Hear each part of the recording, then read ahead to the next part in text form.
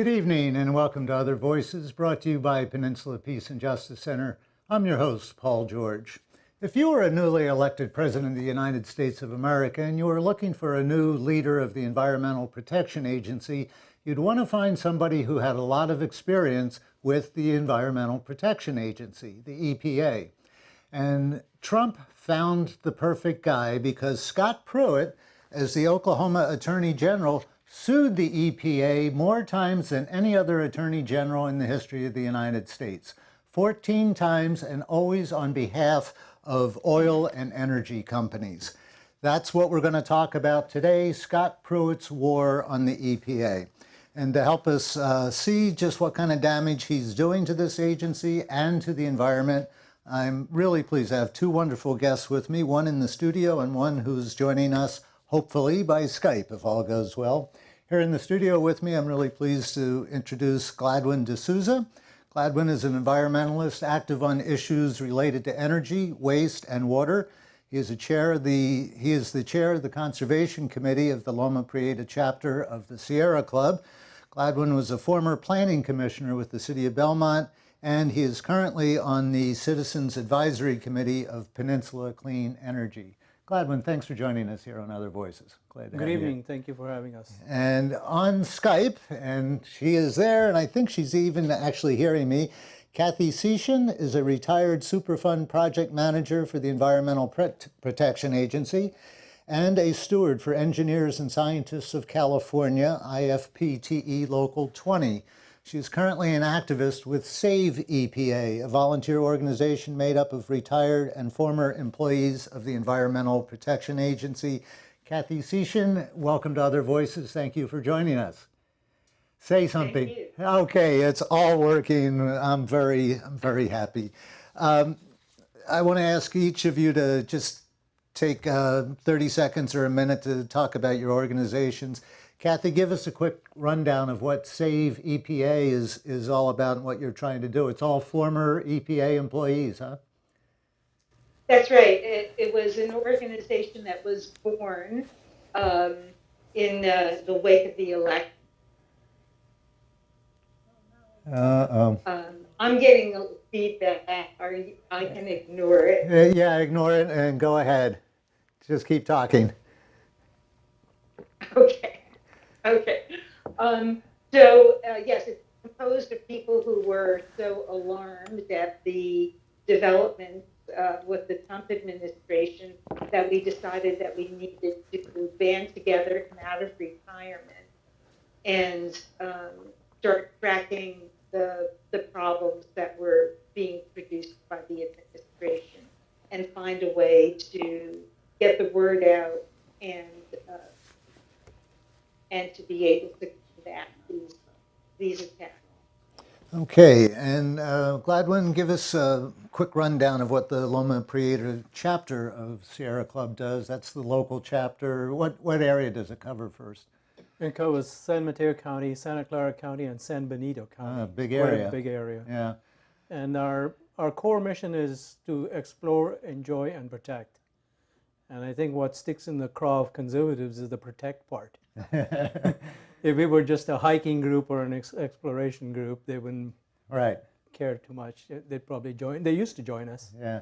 But the protect part, we've probably sued Scott Pruitt more than anybody else. Fair is fair. Fair is fair, yeah. Yeah. You work on local legislation, state legislation, Local advising issues related to biodiversity and conservation, and energy, waste, and water. Okay. Well, again, welcome. Let's just get a broad picture of who Scott Pruitt is. I think everybody has an idea from what they read of media coverage about him, but you know that he's gone back. Sierra Club has dealt with him back when he was in Oklahoma as Attorney General. Is that correct? Right. What are some of the things he did there? What's your impression? Who is this guy? He's really gone after, well, who is he? He's a rock star to conservatives. But to us, he's the swamp rat from hell. He hasn't found a polluter he doesn't like. and he's sued on behalf of polluters. So his focus has been pesticides. He wants us to consume more of them. Water, he wants us to have more dirty water, and air, dirty air. And if you look at where those issues are, the ones that he has championed, it's food, energy, and water. Really? We tend to only look at oil and energy, which is really the same thing, but it's food, energy, and water. And why food? Food because if you look at a map of the U.S., we're about 1.9 billion acres of arable land, and about 70% of that is agriculture, is big agriculture, for especially animal husbandry. Cattle is the biggest one. And almost all the water projects that you look at across the U.S. that have come about has been for that agriculture. In California alone, we are a big agriculture producer. We take about $11 billion in federal subsidies for our agriculture. Our big agriculture people are big fans of Scott Pruitt. We tend to think of ourselves as liberal, but it's really this coastal liberal. And the coast, it only makes up less than 3.5% of that land mass. These are big urban centers. Yeah. If you count the big urban centers, the rural residential areas, and all the vegetables that are grown in the U.S., you only get 7% of that land mass. Yeah, interesting. So 7 versus 70, you can really see where the power is, and where with the electoral college, that's where all the power goes. Yeah. That's a whole other topic which we have covered on this program. Kathy, let me turn back to you, and I'm getting some kind of sign from the control room to mind your mic. I'm not sure what that means, but let's see if you're still coming through loud and clear. Now, you were already retired when Scott Pruitt came in, is that correct? That's right. So, but what is your impression talking to people who did try to work under him, or just what you know about him, what you've seen? What's your answer to the question, who is Scott Pruitt and what motivates him? Well, I would add to the profile that's already been discussed to say that Scott Pruitt really represented the oil and gas industry in Oklahoma. He actually cut and pasted documents that were produced by one of the big oil and gas companies in Oklahoma onto Oklahoma State letterhead and sent it to the EPA in protest of whatever particular regulation was being discussed at the time. Yeah, I remember reading about that, and the PR guy from the energy company, I think, congratulated Scott Pruitt on such a wonderful letter. Yeah, his talents lay in second grade cut and paste. So let me get a little specific with you, because I learned one thing from you talking to you on the phone that I hadn't actually come across in my research for this program.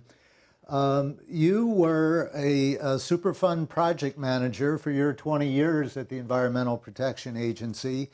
And one of the things we haven't heard about Scott Pruitt doing is messing around with the Superfund. I think he's actually asked for a little bit more money for the Superfund. But you told me that he's actually messing around with the Superfund program in a rather significant way. Can you talk about that? Right. The Superfund program, first of all, for people who may not be familiar with it, it cleans up the worst contaminated land site in the United States. Every state has its own Superfund program, and if the state has adequate resources, they'll handle those smaller sites themselves. But for the sites that would exhaust state resources, those become the national priority list sites. So there's about 1,400 national Superfund sites. Wow. And that's what EPA manages. So for those sites, those require a lot of study and analysis, because you can't see the contamination on the surface. It's not something you can see or you can smell. It's typically something that's hidden beneath the subsurface. So it requires a lot of study in order to determine the extent of the problem. And the people who are studying the problem are the ones who make the recommendation as for what to do about it. So that's the way the decision-making generally goes in the Superfund program. But what Scott Pruitt has decided to do is to take back decision-making to himself, so that for what he considers the worst sites in the country, instead of having the people who know the most about those sites making the decision, they're going to have to allow Scott Pruitt to ignore the science and ignore the people who know what's going on with the site and let him second guess them. And I'm guessing he's doing this because the polluters are the ones who ultimately are asked to pay the tab for the cleanup. Is that correct? That's right. The reason why Superfund program is called Superfund is because originally there was a tax on the chemical industry and on industry in general, and it generated a very large fund. That's why the program is called Superfund. But the polluters allowed that tax to expire in the mid-90s. That was one of the things that the contract on America in the mid-90s did away with. So as a result, the only way we can get sites cleaned up is by having the polluters themselves pay for it directly. And that requires enforcement on the part of the EPA. And so, yes, those are the people who stand to gain if the program itself is rolled back or minimized in terms of the cleanup. And so currently, Scott Pruitt can just ignore the recommendations of the field people. If it's recommended that one of these energy companies that he is so friendly with has a Superfund site that needs to be cleaned up with, he just doesn't sign off on that, and the site stays polluted, and his energy pals don't have to pay anything. Is that what the new regime is? It's possible, and we're tracking these sites. There's 22 sites that were put on a list that are Pruitt's list that he's going to make the decisions about. So we're in the process now of trying to track what the developments are. Are they going to do more cleanup? Are they going to do less? As an example, here in Region 9 is the office in San Francisco, and Region 9 incorporates California, Arizona, Nevada, Hawaii, and the Pacific Islands. It's a big area. So one of the sites, it's a big area. There's only 10 regions in the country. And so one of the sites from our region that was put on Pruitt's list is a site in, I believe it's in Nevada, where the state never wanted the site to be put on the federal list because they're very anti-federal government to begin with. But in this case, it was a site that was so large, it was a mining site, that they had to put it on the list because the state did not have the resources. Well, now that that site wound up on Pruitt's list of sites to take back, he decided to let them off the hook and decided not to list the site on the national priorities list and to let the state diddle around with it for another 4 or 6 years without putting it on the national priorities. And what kind of pollution is at this mining site? That's a lot of nasty chemicals, isn't it? A lot of nasty chemicals that can pollute water bodies. And as is typical in these mining sites, it's actually contaminating land that is owned by Native American tribes who are their own government. And so they have protested against this action because they want these sites cleaned up, but they're being just overridden, the same as we see in so many other situations with the Native American tribe and the protection of water. Boy, oh boy. Okay, well, thank you for that, because that's, like I said, that is something I did not come across. He's made a lot of overt moves to repeal regulations, especially ones imposed during the Obama administration. But the Superfund program is continuing, but there are these behind-the-scenes changes that could really substantially impact, and I think that's important. So that's kind of what Save EPA is doing, is watching how things internally might work differently now. Is that it, by tracking closely? Right, exactly. Okay, well, thank you for that insight. Let me turn back to the studio here with Gladwyn D'Souza from the Sierra Club. We had some major announcement from Scott Pruitt just yesterday. This is being recorded, of course, on April 3rd, and yesterday, April 2nd, he announced that he wanted to lower the emission standards that were set during the Obama administration, and perhaps more significantly for those of us who live here in California, he wanted to rescind California's exemption to set higher emission standards. You want to talk about that and the impact that might have not only for California but nationally? Yeah, Kathy made two really good points. One is that this is an old struggle. Going the Superfund sites in the 90s, that was Gingrich. And Bush tried to roll back the clean air standards, and we sued. They stopped it in the courts, and there were some moderate Republicans around at that time, and they helped stop it. Actually, the struggle goes back even earlier, for those who remember Gorsuch at EPA, and James Watts. These were what were called the Colorado Gang. They were brought in by Joseph Coors. I remember being out petitioning to get Watt fired. Right. Her son is now on the Supreme Court. And that's right. That's right.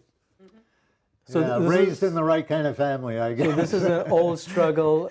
And it gets worse every 16 years.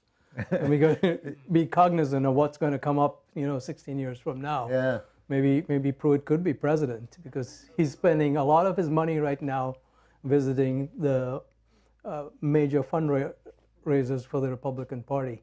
That's what he does when he flies back on the private jet every weekend back to Oklahoma. Yeah, or first class. So that the other good point that Kathy raised was he's an agnotologist.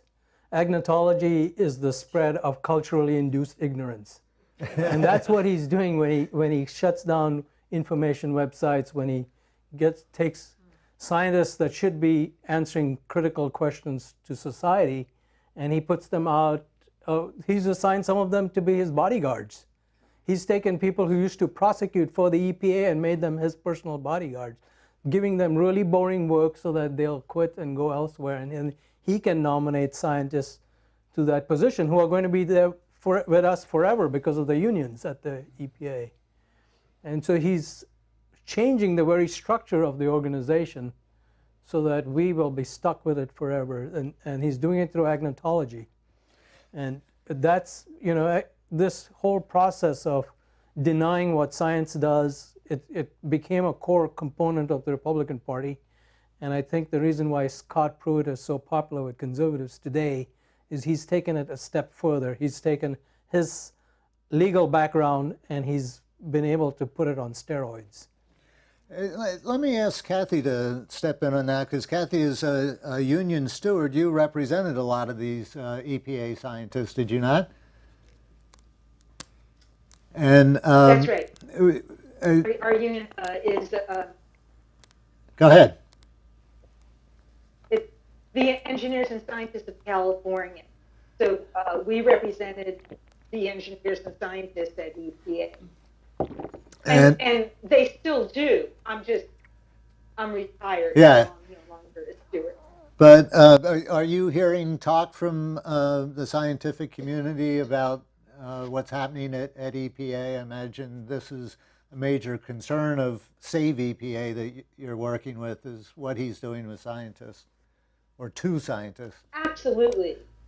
Absolutely. The administration has cast a pall over the entire workforce, but especially the scientists and the engineers, because of the things that you've already been talking about here. They have to deny science, because if they admitted that these problems were real, they would have to do something about it. And they don't want to change their business plan. They don't want to change the way they make their money. They don't want to change the power structure of the United States. And the only way they can maintain those structures is by complete denial of reality. And that's why we have these attacks. Yeah, it's one thing that this administration seems really accomplished at, is denying reality. I do want to go back to talking about this rollback of the emission standards, and most especially the exemption that California currently has under the Clean Air Act, I guess it is, to set higher standards. So I think when you look at the big picture, those items are going to be sued. They're going to end up in the court. When EPA brought them forward, they were very rigorously vetted in the courts. So I can see them not going very far with this. It's an attempt to take resources that should be used to be against polluters and put it in the courts now to defend something that essentially shouldn't have been brought forward because it had been well vetted through the legal system. So there's not, even though he's attacked the Clean Water Act, he's attacked the Clean Air Act, there's not going to be too much change happening there.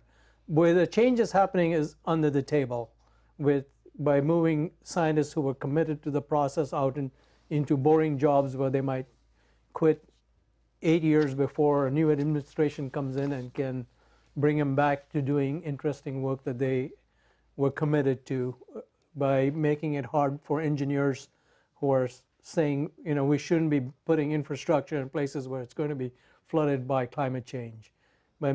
Those are the things that are going to have lasting change. He's made it illegal for the EPA to talk to the press. He said that if he's at a radio or TV conference, there cannot be an audience asking questions. Oh. EPA, you can't bring a notebook into a meeting with him, because he doesn't want something that's found under the Freedom of Information Act. That's the incident that Kathy had mentioned about Devon Energy's lobbyist writing the memo that he became famous for, was uncovered through a Freedom of Information Act by the New York Times. So they could have the paper trail of how right. he got So that he's letter. made that illegal. So if you're an EPA employee, you can't have a notepad in a meeting with him. He just spent $25,000 on a phone booth in his office because he doesn't want his talk with lobbyists to be recorded or heard by anyone else. So that's the secrecy that Kathy had mentioned. He's turning it into an institution, and that's the legacy that we will be living with 8 years from now, if hopefully when this administration changes hands. I understand also that he won't give the media his own public schedule. That's right. There's no public schedule of him, even though EPA is a public agency, is supposed to have one. Yeah. Kathy, can you add anything to this from your vantage point with Save EPA and talking to maybe people who have worked there more recently about these hidden internal changes? You mentioned some of the things he's doing with the scientists. What are some of the other things that Save EPA is observing that are particularly disturbing to them? Well, I think that all of these things are absolutely unprecedented, and completely go against the entire thrust of public service. I especially feel that way because I've worked in private industry before I worked at EPA. And it was a big culture shock for me to go from industry where you keep everything as secret Uh-huh. and you have no requirement to reveal any internal discussions. It was such a huge change to go into public service where essentially everything you do is supposed to be public. You're supposed to make public how you get to certain decisions. You're supposed to subject them to public scrutiny, and you're supposed to answer substantially any questions that come out about it. So what Scott Pruitt is doing is absolutely flying in the face of all of those requirements of public service. He's making EPA into an agency that's not a public service organization, yet the taxpayers are still footing the bill. So you can't get much more outrageous than that. Yeah, as part of preparation for this, I looked up the EPA's mission statement, and it's to protect the safety and health of the public, of the people of the United States. And he's, I think, forgotten just exactly who he's working for. I do want to turn to our studio audience. It's a critical part of Every Other Voices program, but I do want to talk about, and maybe to help whet the appetite for the conversation, some of the things that are being done to fight back against some of these changes, overt or covert, that Scott Pruitt is trying to do at EPA. Kathy, let me start with you. Save EPA. Is Save EPA going to court over any of these things? Or in addition to tracking the changes that are going on, what are you doing to kind of protect EPA's original mission and make sure things don't go too far afield, that they can't be gotten back on track when sanity returns in some form or other to Washington, D.C.? Not that sanity will ever return to Washington, D.C. Well, Save EPA, and there's actually a couple of alumni organizations who are working on this. Save EPA has done a great job of notifying people when there's public comment periods on regulations that are being rolled back. And they have a public work website which provides talking points to people so that, for example, when the Clean Power Plan, there was a hearing on it in San Francisco, there were extensive notes on the Save EPA website for talking points that people could refer to and present. So they do a terrific job of notifying people about these rollbacks that are coming up.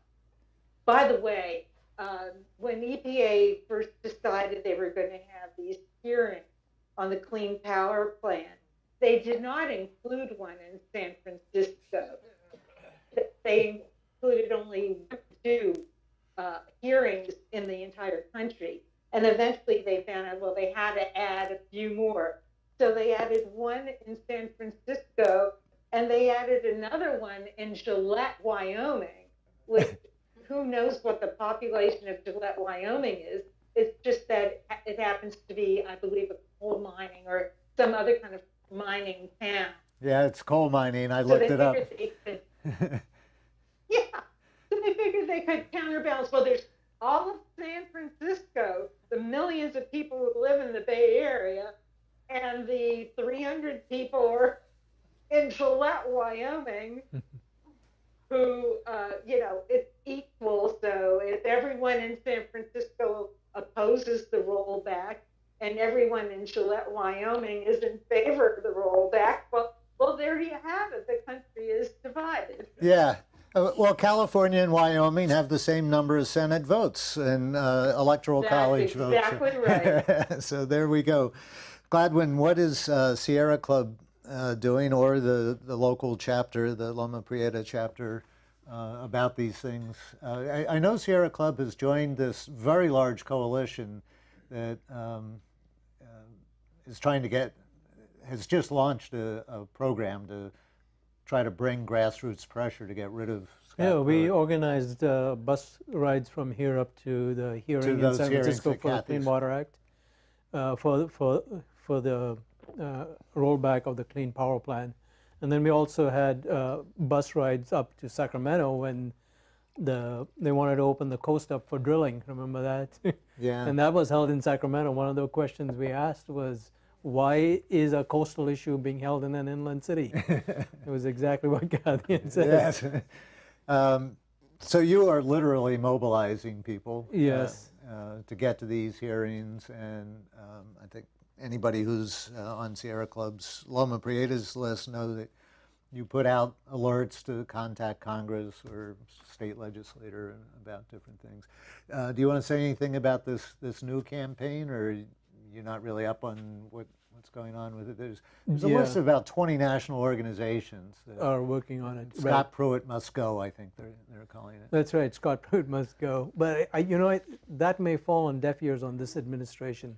Yeah. That worked on Ann Gorsuch because of the strong leftovers from the Nixon administration who were cognizant of the environmental issues at that time.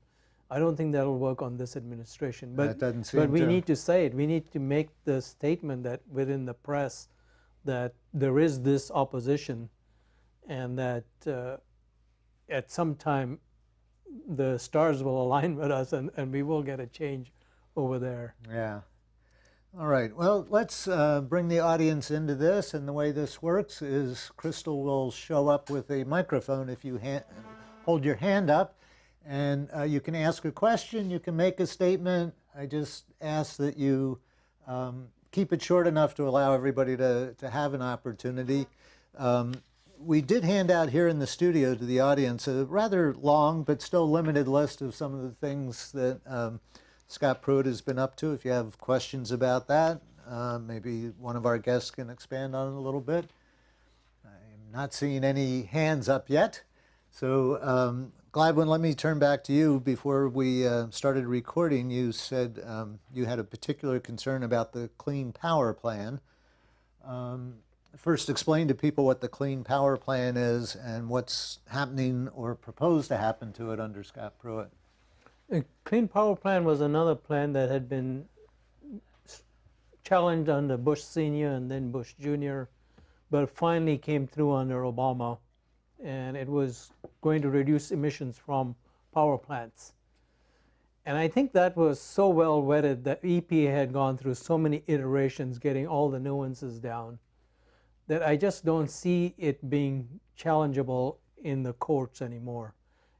But it's going to go back into the courts. Maybe with Gorsuch in the Supreme Court, they might have another opportunity at making some changes to it. But it'll be minor changes because there was so much work in volumes of documents that it's not going to be that easy to change. So, but what's really troubling is that these manufacturers who have spent all their time and energy coming up with these more efficient cars, like the Prius and all, were out there asking him to change it, making it easier because gasoline prices have dropped, Americans are driving more, they're buying bigger vehicles, SUVs. The Toyota RAV4 is going to displace the Toyota Corolla as the most popular vehicle in the world. And these vehicles are much harder to electrify. They are heavier and bigger. And so the fossil fuel companies, the gasoline, Exxon and Chevron and others, and the car companies are looking at all the massive profits they generate from these selling cars that consume so much gasoline, which is a problem that we caused in the 80s when we gave an exemption to trucks. Uh-huh. And they classified SUVs as trucks, and these guys want to sell more of these things, and that's why they've gone to Pruitt to make these changes. But look what's happening to the rest of the world. You know, renewables have taken over. There's a coal company in Kentucky that's figured out how to bring jobs back for Kentucky coal miners. They're going to put 200 megawatts of solar on their rooftop mining. They've stripped the mountain, and now they're going to put solar up there and bring jobs back. Right. Solar jobs. And 200 megawatts is a huge plant, solar plant. It can put out enough power for 700,000 homes. Wow. Maybe that's all the homes they have in Kentucky. You know, it could cover all of Kentucky. But that's what's happening. There's 2 coal companies elsewhere that are going to do huge solar power plants. And these guys are looking backwards. Yeah. They're looking at where we were 40 years ago. They're dinosaurs. They haven't figured out how to adapt to the times. They hate California because we are able to do things differently. We are able to disrupt them. They're looking at how our clean energy is disrupting their model. And so this clean power plan, all it's going to do is delay its implementation. It may delay it 8 years. It's going to result in massive profits for the power companies. But 8 years from now, 16 years from now, it'll change. It just has to change. Coal is not the cheapest energy source anymore. It's solar, it's wind followed by solar. The wind plants are getting huge. They used to be 1 and 2 megawatts. Now they are 5 and 10 megawatts from just one plant. A farmer makes a tremendous amount of money by putting a windmill on his farm rather than, and you know, because of the windmill, it reduces the temperature behind it, so you can grow crops there now, even though the temperature is going up. Huh. How much can a farmer make from one windmill? I don't know, but it's more money than they're making from rangeland and other large sources of farming. When you were mentioning that car manufacturers have been behind this change in the emissions level. Yeah, it was Toyota and Chevrolet, and not Chevrolet. Toyota and Chrysler were the 2 big ones pushing for the changes. Yeah, I read a report yesterday that Scott Pruitt had originally planned to make this big announcement yesterday at a Chevrolet dealership somewhere, and they said, "Oh no, you're not doing that. Don't associate us we don't want to be associated with this." Kathy, you got anything to say about this lower emissions rate? Is that on your radar at all? Oh, it's definitely on my radar, and I'm not an expert in this area, so we have to wait and see. In all of these situations, there's a push and there's a pull, and none of these situations are as easy or as straightforward as the Trump administration would have you think. So, these situations, like I think there was also the situation in West Virginia where there's a museum of coal mining or something, and they put solar panels on their roof. So you've got all of these contradictions going on in the country. The same way also on the political situation, because you were mentioning about how the Nixon administration officials had some influence on limiting what the Reagan administration officials were able to do. But today, every single Republican administrator of EPA has come out against Scott Pruitt and what he's doing. One of the most vocal ones has been Christine Whitman, who was the governor, the Republican governor of New Jersey. And she was the administrator of EPA, and she has been very vocal. She's written several op-ed pieces in the New York Times and other newspapers saying that 100% opposed to what Pruitt is doing. And there's other Republican administrators who have done the same. So this is not a simple world we're living in, even though the logic of the Trump administration is to make you think everything's straightforward, you know, America's been taking advantage of, and they're going to right the wrongs. It's not that simple. What about, though, I'm thinking of something that Gladwyn mentioned a little while ago, that the personnel changes that Scott Pruitt is bringing about, mostly through trying to get people to quit because they're so miserable there. Are we seeing locked in for a long time at the EPA? Because it is most of these jobs are civil service jobs, and it's not easy to dislodge someone from a civil service job.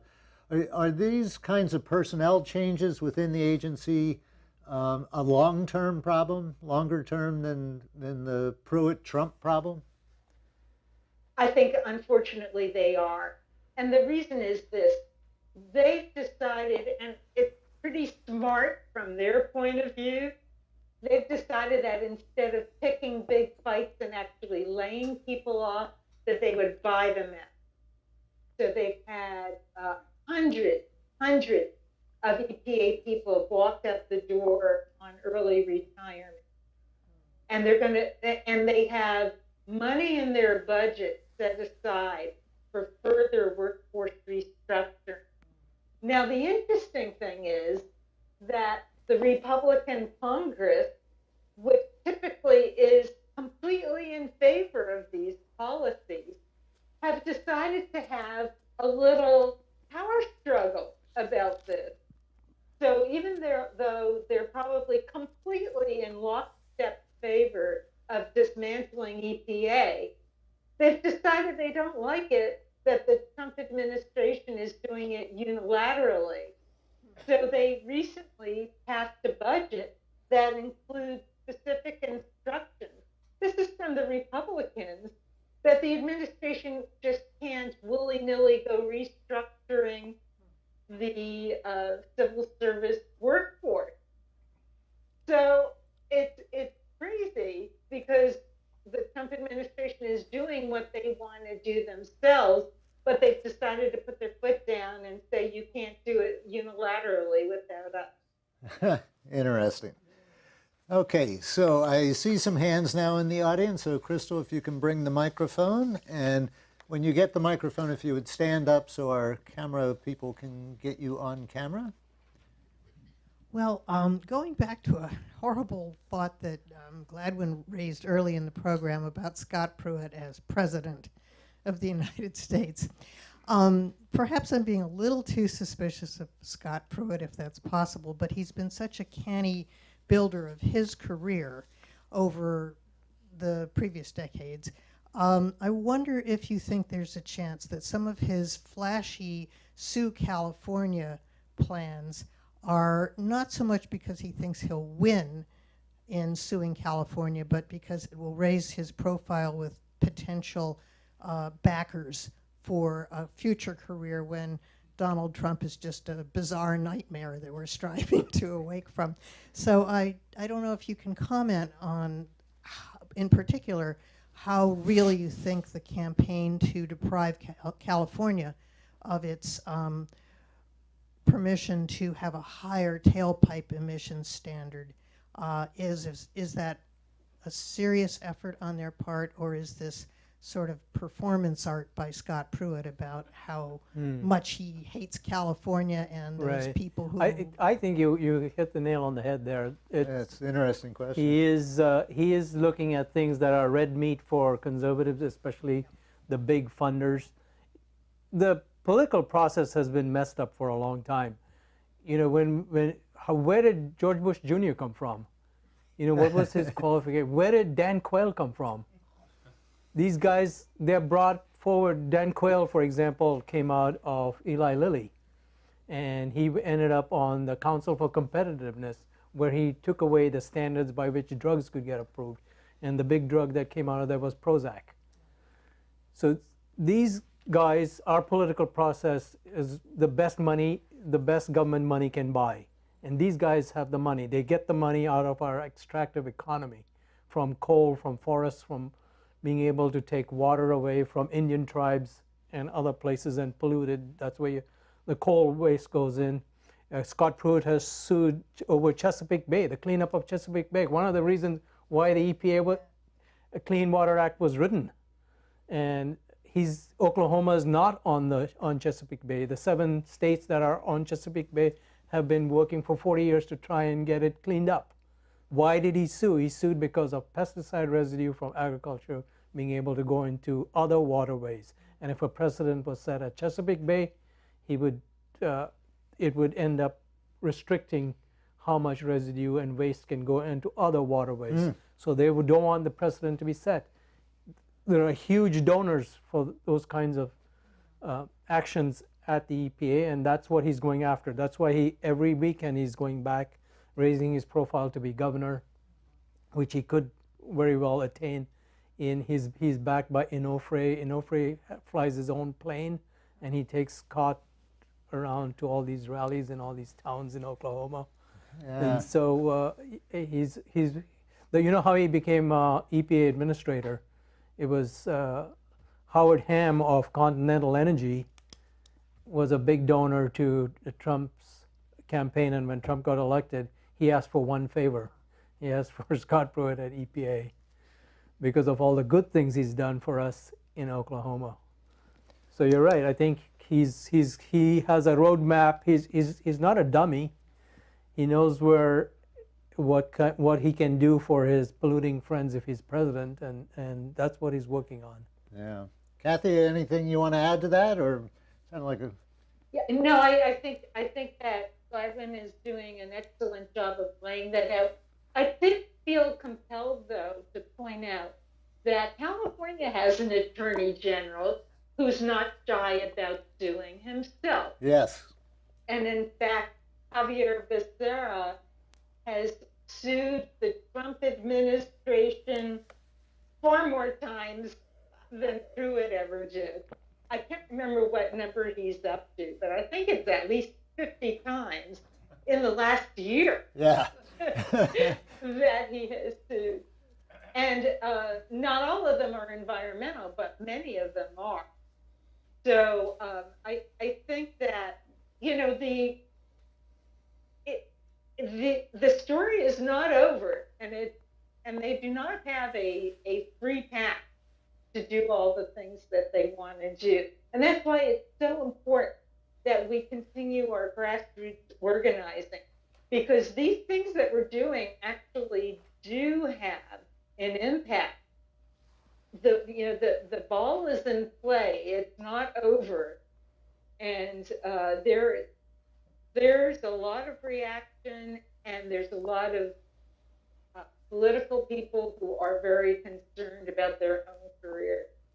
I think that's an excellent point. Okay, we have another question here, and the microphone's right there, so that's convenient. Following up on Pruitt's motivation for what he does, to be generous, you could say that he actually believes that having less stringent standards of pollution, while it might damage some people and kill some people, it would be better off for, say, American industry in general and the economy in general. And the trade-off would be more benefit despite all these deaths and injuries that occur. But you seem to be implying something else, that he's actually interested in benefiting certain industries that will contribute money to him rather than the economy as a whole. So he has a personal motivation, very selfish personal motivation for murdering people with his deregulation. Right. Do I understand you correctly that you were accusing him of murdering people for the sake of his political career? For the sake of his political career and his donors who are in these dinosaur industries. These industries are going to go away. They haven't been competitive. They're not able to provide goods on the world market anymore, and he's essentially keeping them alive.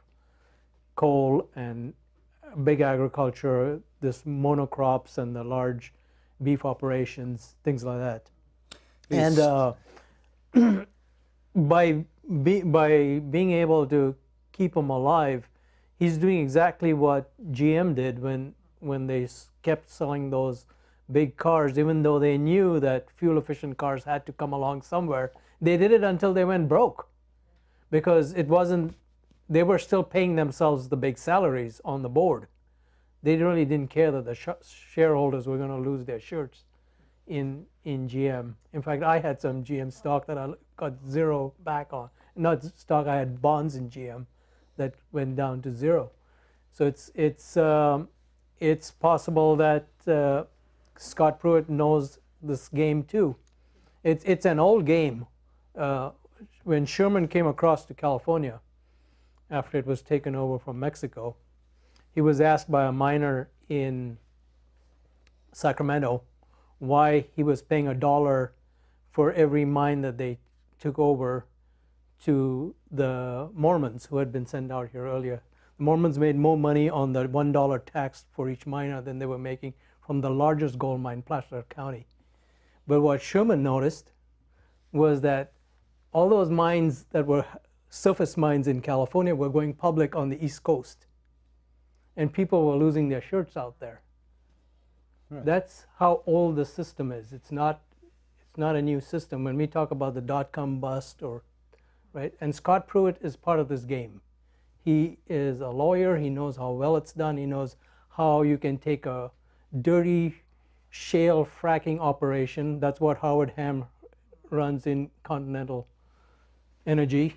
You can pollute all the water out there. People are going to drink that. Some of those taps, you can strike a match and they go on fire. Your drinking water tap, right? And there's nothing you can do about it because of how the legal system is. Probably because of when Dick Cheney was vice president, he changed the rules on how those kinds of things were monitored and reported on. And that goes back to agnotology. The less data we have, the less we know, the less we're able to contest these issues. And that's why it's really important what we do when we have these grassroots actions protesting these things. The Sierra Club helped make fracking illegal in San Benito County. We've also tried to do it in Monterey County. We failed in Santa Barbara County, but all these actions help. At some point, there is enough people saying, hey, if San Benito can ban fracking, maybe we can ban fracking. And then these Howard Hams, they can't come along and buy the next government. Has Pruitt proposed anything that we should be aware of in regard to fracking, now that you bring it up? He's sued EPA over water limits on fracking water, and he's... when he was back in Oklahoma. When he was back in Oklahoma. Has he done anything at EPA on that? Yeah, he did. They just rescinded a Obama rule on... methane measurement at fracking facilities? Yeah, it may be on your list. Yeah, it probably is. Kathy, do you know anything about regulations regarding fracking that he's messed around with? It had to do with small streams. Not specifically. Okay. Yeah, it is such a long list of things. You know, I would need 30 experts in different fields here to keep up with them. But and that's what they're hoping will happen. They're hoping that the problem becomes so big that we ignore it. That's what's happened with agriculture. We in the urban areas, we are driving the demand. Meat consumption is going up, which is really good for all these big operations in the Midwest. And that's why they are trying to make sure that they can still pollute waterways and airways. Anybody else in the audience? We're running out of time. Okay, Crystal, up here in row 2. And if you would stand up and speak right into the mic. Just a quick question to Ann. I'm really grateful that your organization is educating us, and I understand you're a group of alums. Do you need donations from the outside? Kathy, that's to you. Yeah. Wow. That's very kind of you to ask that question. I believe that one of the alumni organizations did set themselves up as a charity and can do that. But I would have to get your contact information and get back to you, because we haven't been doing fundraising in an active kind of way. But I really appreciate the support that we can do. I'll try to get some cash out of her before she leaves the studio and send it up to you, Kathy. There you go. I think there is actually I think I remember seeing a donate button on their website, and it'll be shown on the screen, but for those of you here in the audience, studio audience, it's saveepaalums.info. Save EPA alums, ALUMS.info. And you can check out Save EPA, the organization that Kathy's been working with. It's an excellent question. Organizers love to hear those kinds of questions. We have time for one very fast one. Okay, up here, row 1, Crystal. And yes, Hi, hold it right up there. I've read that fracking water is sometimes used to grow vegetables. Can you talk about that briefly? Is that Yeah, true? yeah. Fracking water, so is biosludge. Some of the products, like Miracle Grow, is biosludge from LA.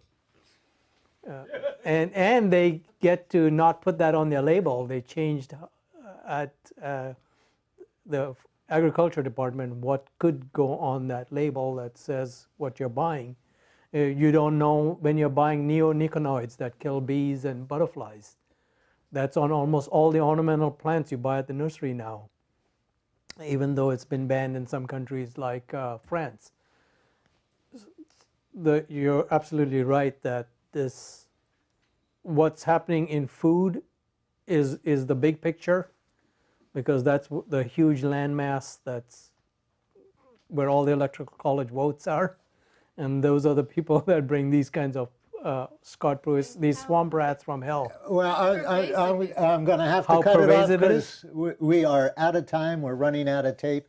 I've been talking with Gladwyn D'Souza of the Loma Prieta chapter of the Sierra Club, and joining us via Skype, Kathy Setian of Save EPA, former EPA employee with the Superfund program. I thank you both for joining us. Keep up the good work that you're both doing with your organizations. As Kathy mentioned, it's the grassroots action that's ultimately going to win out here. You've been watching Other Voices, brought to you by Peninsula Peace and Justice Center. Thanks for joining us. Gladwyn, thank you. Thank you.